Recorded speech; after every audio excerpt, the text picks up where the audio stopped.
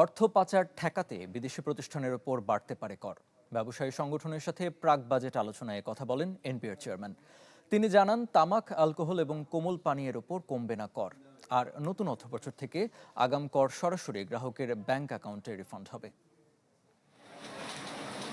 গেল কয়েক বছর ধরেই মন্দা দেশের বিনিয়োগ, ফলে কমেছে আমদানি রপ্তানি, তৈরি হচ্ছে না নতুন কর্মসংস্থান, যার নেতিবাচক প্রভাব পড়েছে সামগ্রিক অর্থনীতিতে।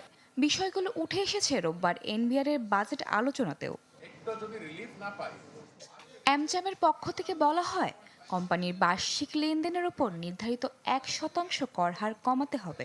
নারী উদ্যোক্তারা বলেন, সেবা খাতের কর হার কমাতে হবে 4%, যা এখন 15%। এছাড়া মাসিক নয়, সারা বছরই ভ্যাট হার প্রদানের দাবিও উঠে আসে এদিনের আলোচনায়। আমি কোনো ডিফারেন্সিয়েশন করতে বলছি না, আমি বলছি যে এই আর্টিকেলের মধ্যে না থাকার কারণে আমরা ডিটিআর অ্যাডভান্টেজটা পাচ্ছি। আজ কর কমালে আগামীকাল আপনি আরো বেশি কর পাবেন। এই 1 লক্ষ নারী উদ্যোক্তাই আপনাকে অনেক বড় কর দেবে। জবাবে এনবিআর এর চেয়ারম্যান বলেন, চাপ রয়েছে রাজস্ব আয় বাড়ানো ও ফাঁকফোকর বন্ধে কার্যকর উদ্যোগের। কমানো নয়, নানা ক্ষেত্রেই বাড়বে কর হার।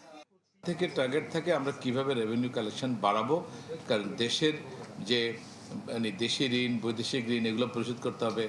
দেশ পরিচালনার জন্য যে পরিমাণ টাকার দরকার এবং দেশের উন্নয়নের জন্য যে টাকা দরকার এবং দেশের আমাদের প্রান্তিক জনগোষ্ঠীকে কল্যাণ করার জন্য সরকার যে টাকা দরকার, এইগুলো জোগাড় করার জন্য যে পরিমাণ টাকা দরকার আমাদের টাকার থেকে কালেকশন বাড়ানো। এখন আপনারা যে প্রস্তাবগুলো দেন এগুলো বেশিরভাগই হচ্ছে ওভারঅল আমাদের ট্যাক্স কালেকশন কমে যায়।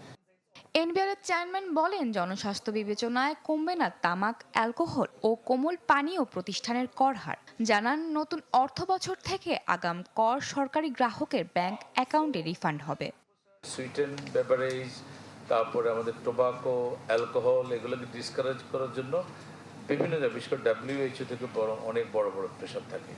তো এইসব কারণে এটাতে হাত দেওয়াটা একটু কঠিন হবে। আগামী বছর থেকে আমরা অনলাইন রিটার্ন সাবমিট করা ভ্যাটের জন্য 100% কম্পালসারি করব।